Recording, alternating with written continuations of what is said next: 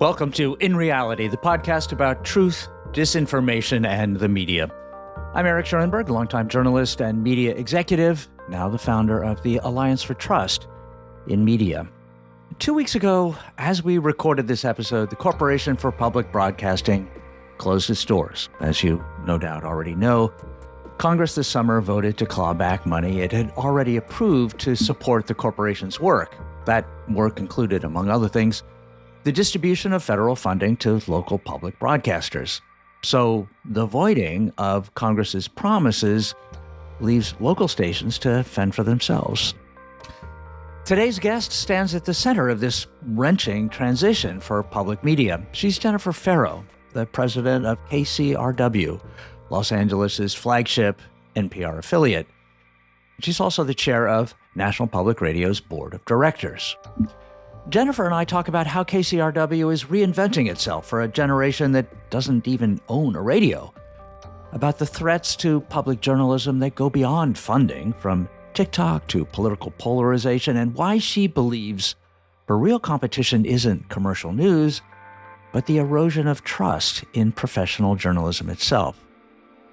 We also discuss the accusations of political bias at NPR, the lawsuit between NPR and CPB, and what's at stake when Americans live in separate, sealed information bubbles. And now, here's Jennifer Ferro. Jennifer Ferro, welcome to In Reality. Thank you. I'm so happy to be here. It's great to have you. Now, you are the president of KCRW, the flagship NPR affiliate in Southern California. For the sake of our audience, could you just describe what that job actually means? Are you making programming decisions or running the P&L, or do you leave the programming decisions to an editorial team? What's the job? Because I'm a larger entity, I don't have to make all the programming decisions. I have staff for that. Mine is really setting strategy, and I call myself kind of the chief revenue officer. So I'm just constantly raising resources for KCRW, whether that's through finding board members, making partnerships, connections, raising actual dollars, spreading the word of KCRW to people. So that's my job. I get the kind of easy part of the job. Oh, yeah. Having been in a similar position at Inc. and Fast Company, I know how easy it is.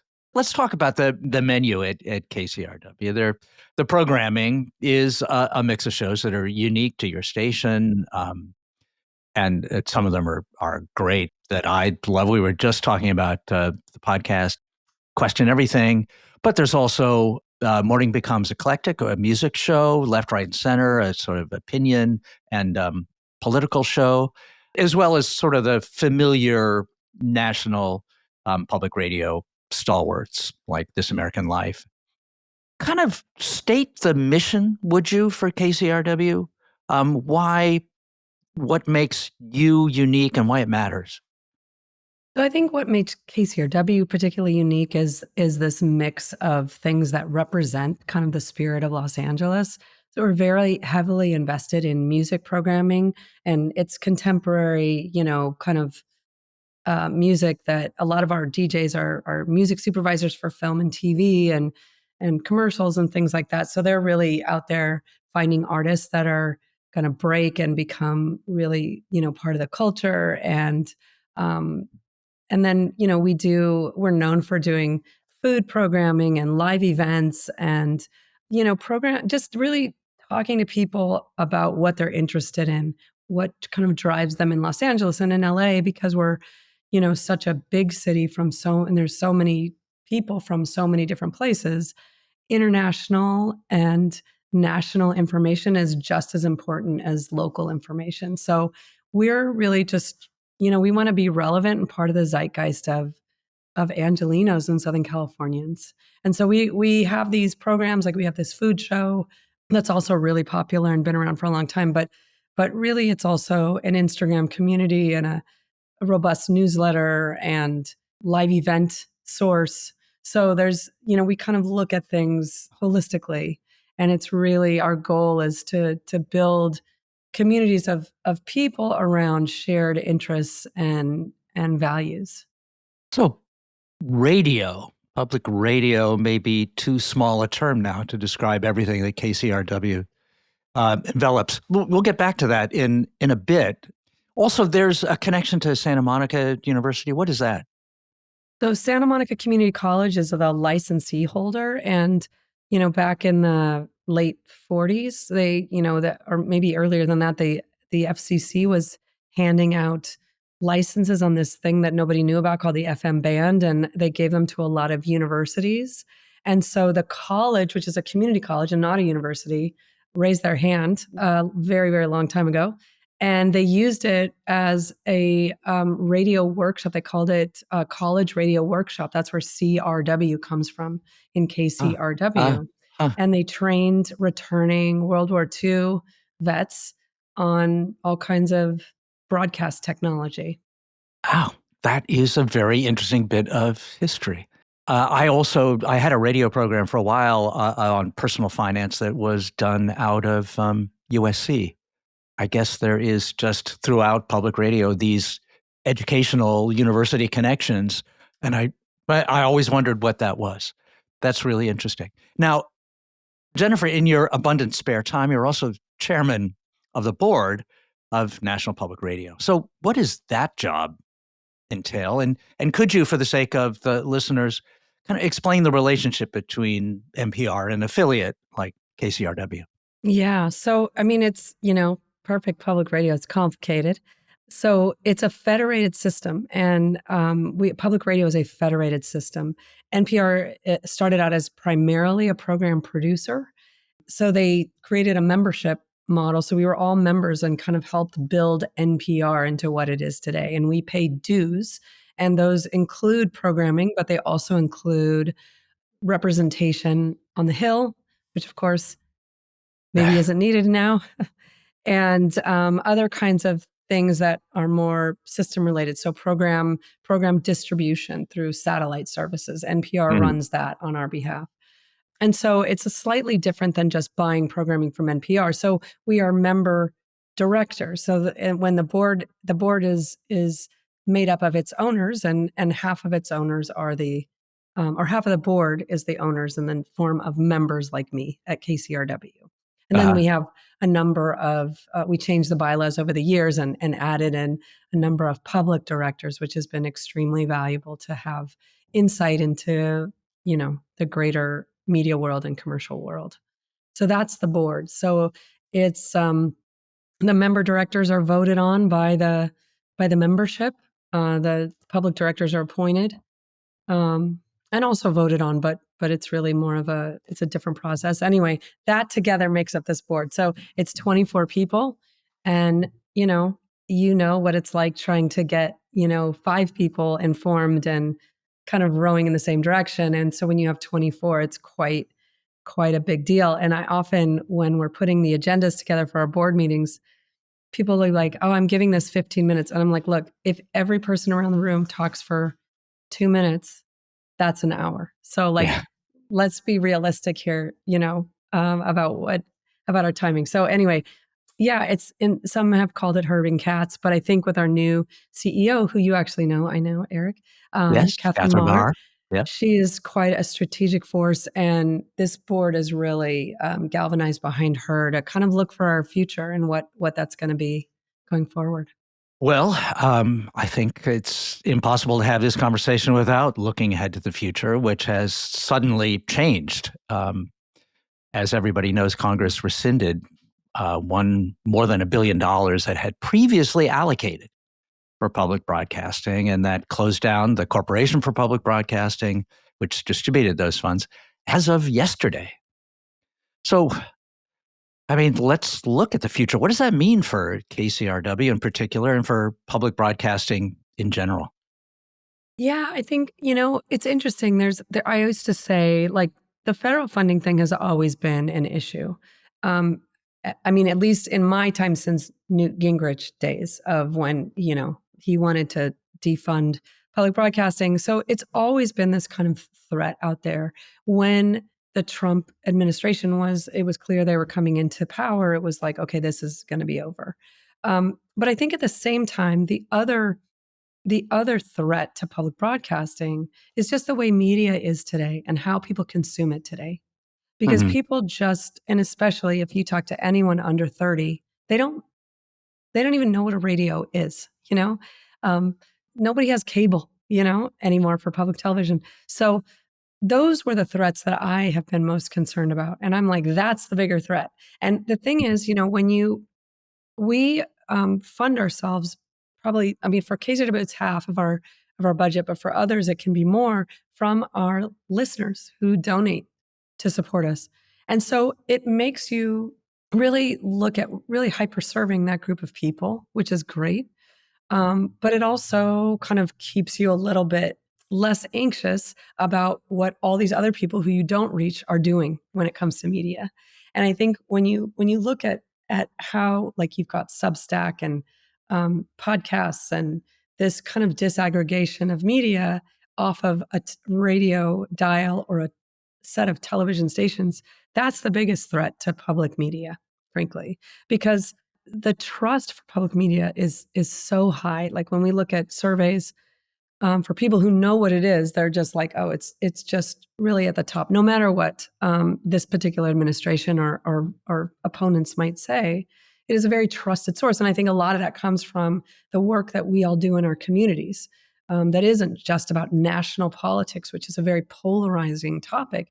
It's about all these other things that people are like, wow, I didn't know about those issues, and you were the ones to do it, and I trust that you have our best interests at heart. So I think that is the bigger threat, is just, when you look at how people consume media and if they are getting whatever news that they happen to interface with off of TikTok, and then you learn that, well, a lot of these news folks are being supported by PACs from various different parties. And again, you could say, look, I'm doing this ethically, and yes, they give me money, but they don't tell me what to say. That is just something that is a factor that didn't used to be a factor.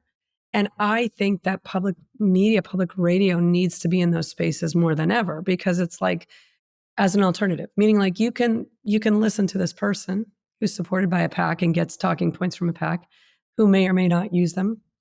But at public radio, we don't, that's none of that business happens at public radio. So you can always trust it. And I think that's the big charge that I'm most focused on at Uh-huh. KCRW. So that question of trust and maintaining that level of trust. Um, But also like pushing that into the spaces where people are, and yes, they're all right. So interfacing with things that are very untrustworthy. being on the platforms where people are going to get the information that you have to provide. Clearly, there's a kind of convergence in media. So, as you just mentioned, KCRW also does live events, which and podcasts, as we were just discussing, has a website where you can access the kind of programming you do, not over broadcast, spectrum, but over, the internet. There is a real convergence. You're competing for people's attention with dance videos on TikTok and Substack, as you mentioned. I guess that the question is, where do you go?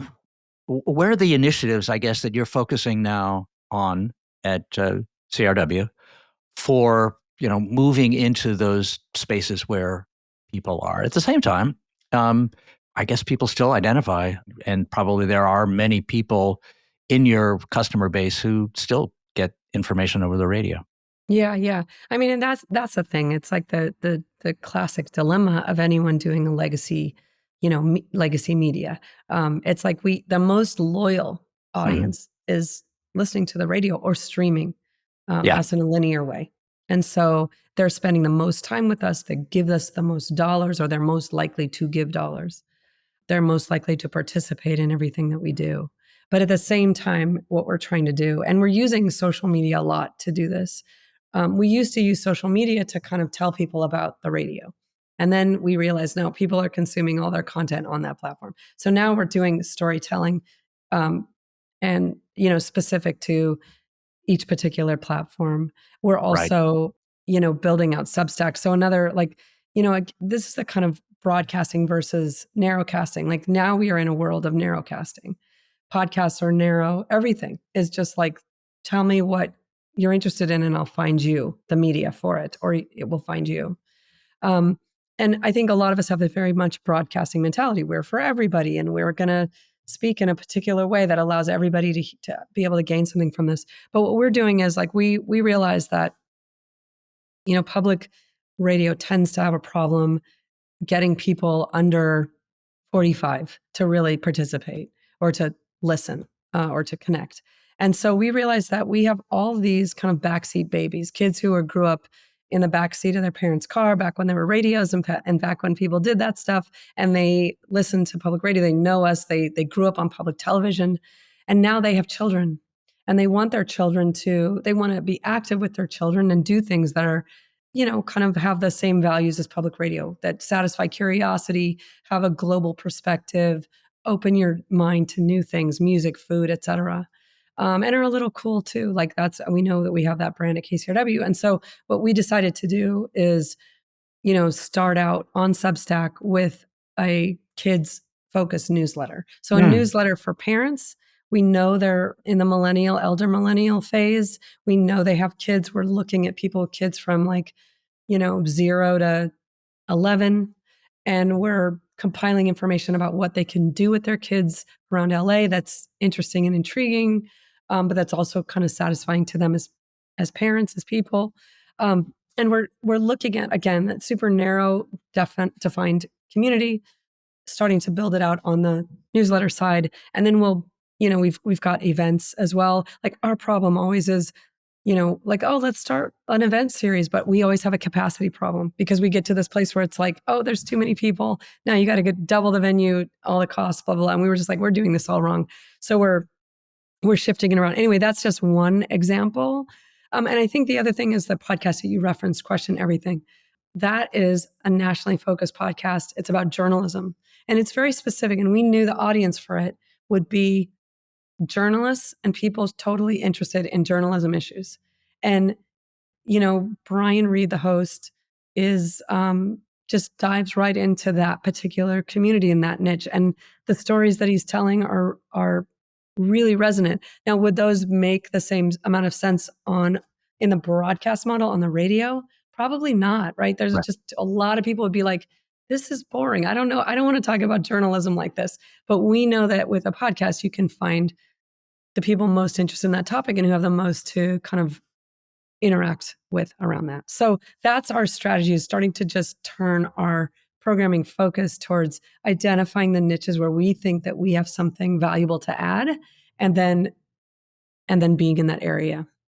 Well, that makes a lot of sense. It also illustrates the tension that is present throughout media in this environment, is the tension between the institution and its reputation and the level of trust. You referred to that before as something that is a real asset for public media. And at the same time, people want to have a parasocial relationship with a particular deliverer of news or information or opinion. And the two are sort of in tension. You want people to recognize Brian Reed, since we talked about him, as someone who has the imprimatur of a trusted institution like KCRW, and you also want people to be loyal to him in particular. How do you manage that kind of tension? We are not giving up, we're leaning into that. Because the truth is, in fundraising, people give money to people. People always say that, oh, people give to people. And what that means is that, there's institutions that could ask you for money. But if I'm asking you, Eric, and you're like, you know what, I really believe in what you're doing. I think you have a good cause. I'm going to give money to you because I care about you. I mean, that's really, we are humans. We react to humans. I think the odd thing that we've done is tried to create these institutions and expected people to build loyalty around institutions. So we're really trying to lean into those personalities. And I think for KCRW, one of our unique, contributions to public media is that we have always been more personality focused rather than more of like, we are the reporters telling you the story with a person whose voice could be replaced at any time. I mean, we've got, hosts that have got well-known followings. and they should be trusted. We trust them, and they're trustworthy because they're experts in their particular field. So, yeah, I think this is the time to lean into that, and if we can be the scaffolding under which someone like Brian Reed can find the support to be able to do his excellent work, and it benefits KCRW and Brian, then we're all in support of that. Okay. All right. Well, that makes a sense. And also, you could note that, and the surveys back this up, is that a broadcaster or a local broadcaster, whether it's television or radio, tends to be already, even before the days of streaming and podcasts, personality focused, and that there was a lot of trust even then that was invested in the personality. This is the person you invite into your living room or to sit next to you figuratively in the car as you're driving, and that requires a lot of trust and engenders a lot of trust if it works out.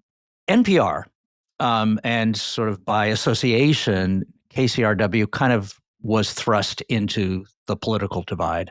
Congress justified pulling back that money by claiming that NPR was biased against conservative points of view. And to back up that claim, they could point to an essay by, among others, former NPR editor Yuri Berliner, who claimed that the newsroom was indeed politically biased. And, from an outsider's point of view, here is someone who's on the inside who took a certain amount of risk to make this claim, and therefore that seems on the face of it to be credible. Whether there's any merit to that complaint or not, the perception is definitely there. It's had serious financial effects on the public media ecosystem. What do you do about it at KCRW when people confront you with that claim? Yeah, and I think first of all, I just want to push back a little bit on that is certainly that's out in the zeitgeist, but Mhm. the people who rely on public media every day, which is like 50 million people a week, certainly do not think that it is biased. So I do think that we should level set a little bit. I mean, there are people who, and honestly, I mean, I think we can look at studies when you look at media in general, news. I mean, 2016 became a very huge divisive year where it became like, if you are this political party, these are the news sources you listen to or consume. And if you are this other one, these are those. It's really quite dramatic when you see what happened in the world, or not in the world, in the world of media in the United States. Mhm. The notion of being biased, though, I think is something that public media cares a lot about. NPR cares a lot about. And in fact, at NPR, they did install a series of editorial stop gaps that really, I think, kind of got to more of the issue that might be producing some of that feeling. So while each particular story may not be biased, I think it was, a collection of the how many stories are on this particular topic versus this topic. So now they have a system to be able to look at that and analyze it in an analytical way to make good decisions and good choices. But, I think it's really unfortunate to use those claims against a media source who, at its core, cares about that subject, as opposed to other media sources that are quite popular who have no regard for that at all. So, Mhm. again, I think accountability is critical. And again, it's what makes you trust a news source is if they were willing to accept criticism and then, address it in some way. And I feel like NPR has done a good job at that. Yeah, I would, to jump in and point out that the accusations of bias or sort of perceptions of bias, um, and also I would say kind of real bias, often tends not to be that reporters are making stuff up.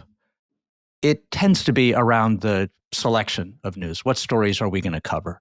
And then we cover them faithfully and factually, but it can give you an idea of what the world is just by this sort of the selection of stories that you think, that your editors think are news.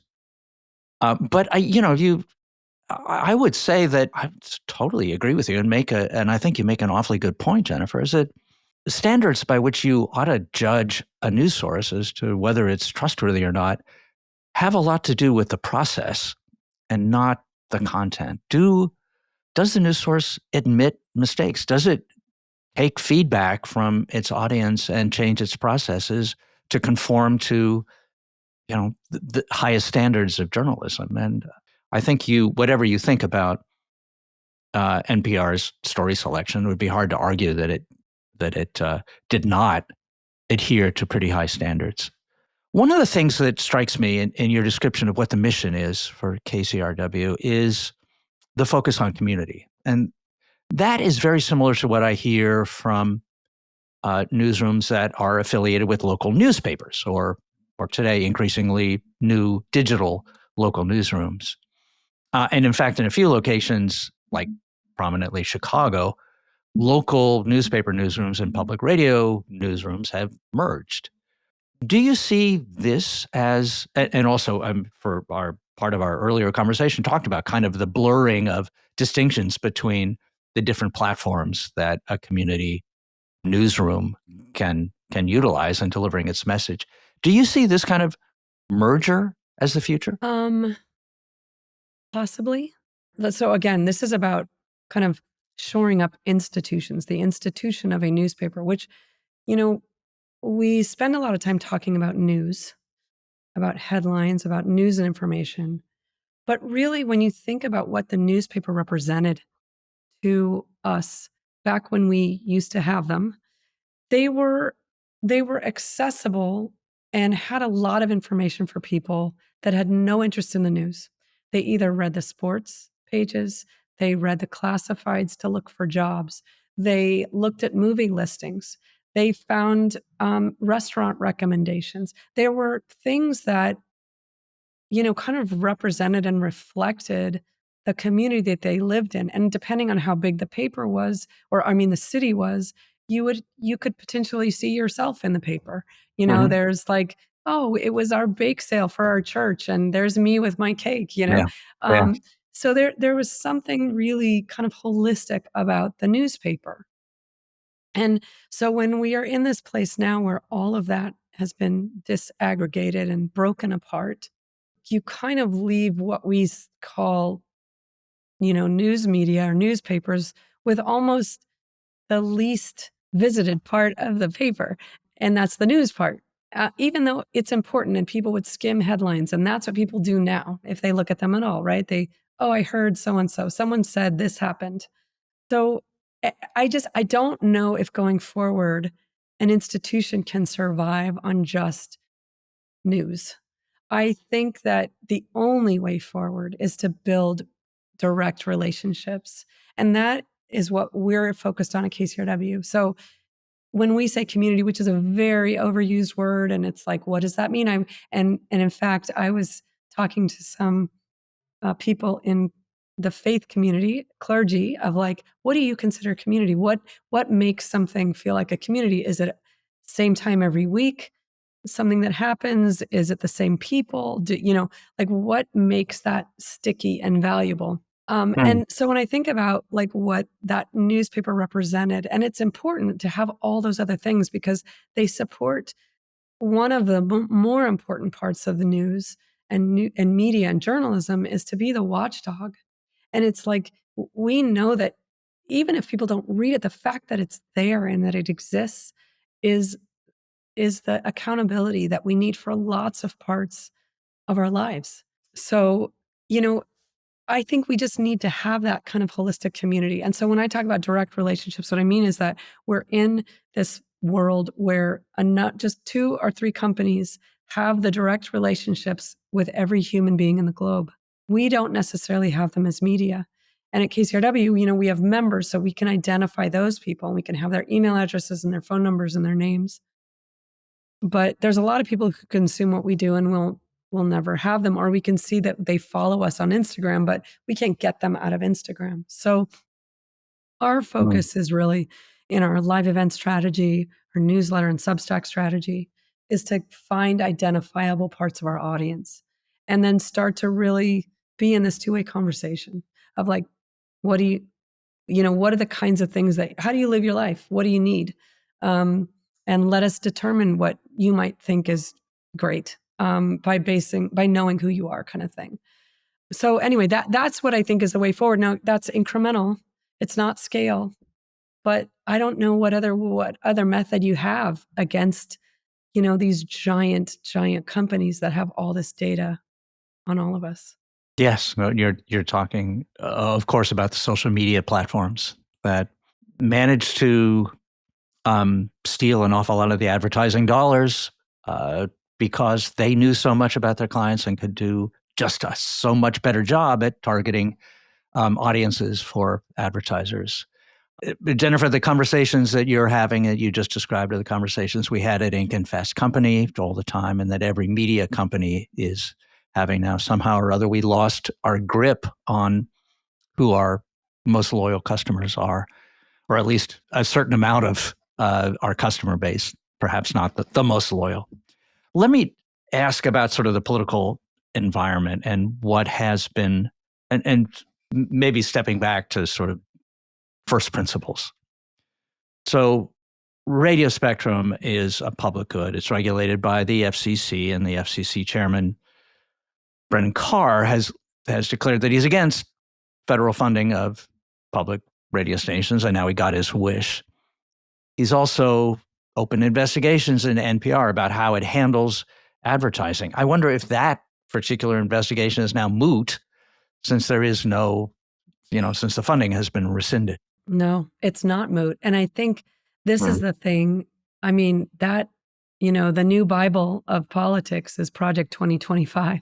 And if you look, there is a chapter on not only defunding public broadcasting, but removing public broadcasters from their licenses. So that's the next thing that we're bracing for. And while, yes, I say so much of media is in all these other ways, and the radio and the television are less important, those are the bedrock of our most valuable connections with people. And, if you think about, the television spectrum is quite valuable. And so for public television, there is if anyone's interested in raising money for themselves or the Treasury, getting their hands on that spectrum would be really, really valuable. Radio, slightly less valuable, but still the interest isn't in making money. The interest is in destroying public media. And that is very clear. And I don't feel like I'm partisan for saying that. It is written in their book.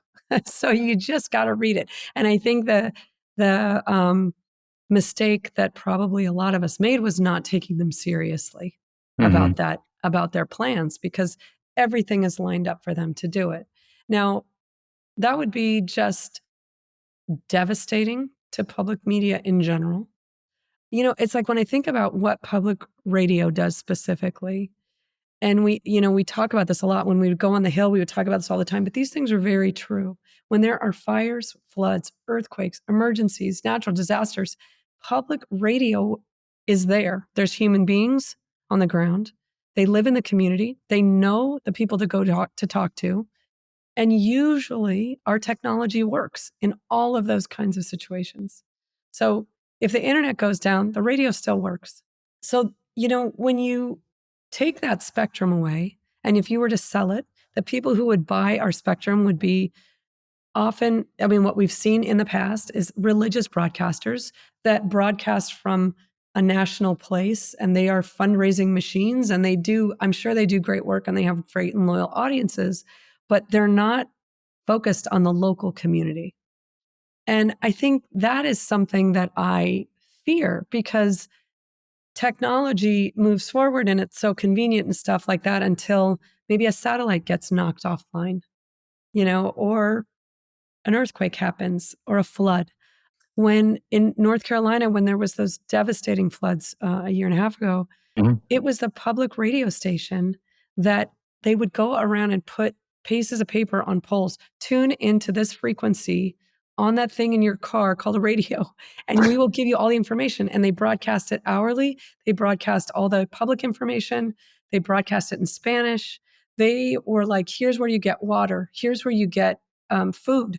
These things were essential to the community. And we could say, oh, yeah, natural disasters don't happen that often. But look, when they happen, you sure want to have someone who actually knows what they're doing and live human bodies there telling you how to help. So that part of that really disturbs me. I'm disturbed on the First Amendment part of the whole thing with the government, controlling access from viewpoints that they don't particularly support. Here's another thing, Eric, sorry to keep going on, but when we would go on the Hill, which was, frequent, I would talk to a lot of people in our delegation who are Republicans.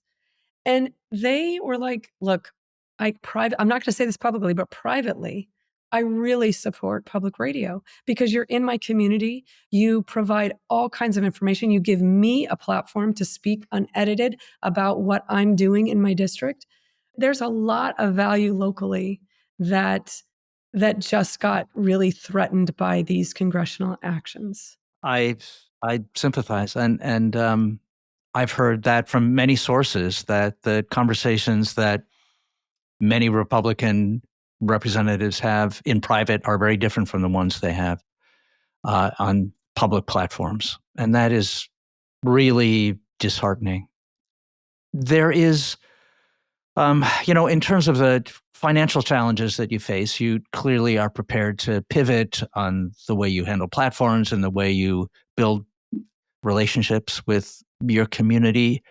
How has the threats to the First Amendment, to freedom of speech, the threats to your existence that are based on people's view of whether the content is conservative enough, how has that changed the conversation within your newsroom and with other stations through NPR? Well, in some way, like now not having public funding and now really not having that audience to have to talk to, right? And looking at what's happening on a First Amendment level, we're the ones that have to have the courage to speak up. And we are free. We're free. First of all, we're free to people, we're accessible, but we're now free to be able to speak the truth in ways that weren't, even though we did it before, we don't have to worry about the threat of defunding. It's been defunded. So now our mandate has to be to have the courage to speak the truth. And I do think the courage is there. I'm not saying it wasn't there, but there's some kind of freedom in a sense when you don't have a particular audience to cater to. Now, when I say cater to, we got those funds they were called community service grants. And that's exactly how we use those funds. Mm-hmm. It was to provide community service. It wasn't to power the journalism that we were doing. So we'll continue to do that. But I think it now puts public radio and NPR in a unique space. We are not looking to merge our massive company, corporate power is not looking to merge and might be affected by the government. We're not subject to funding. I mean, of course, we have the FCC threat, but we now have to understand our role in society as it relates to the First Amendment and continue to do what we do very proudly. And the thing that really is a great backstop is these millions of people who support us and believe in what we do. And they're not just far left Democrats. These are people who believe in this notion of having public radio. And it's like there's public parks, public libraries, and public radio. And that's kind of the spirit of President Johnson when he signed the Public Broadcasting Act in 1967. So it's still part of the ethos, and I know that there's a lot of people who believe in that in America. And again, being in the community and spaces where we are, doing things from sponsoring health fairs to having a pie contest in Los Angeles to, all these things that our organizations do that build the trust, that they make us kind of unassailable with our community. And that's really important to have that. And I feel very proud of that. There is a lot of power in that, and I hope that you can harness it. Looking out 10 years, what will KCRW look like? How will it be different from today?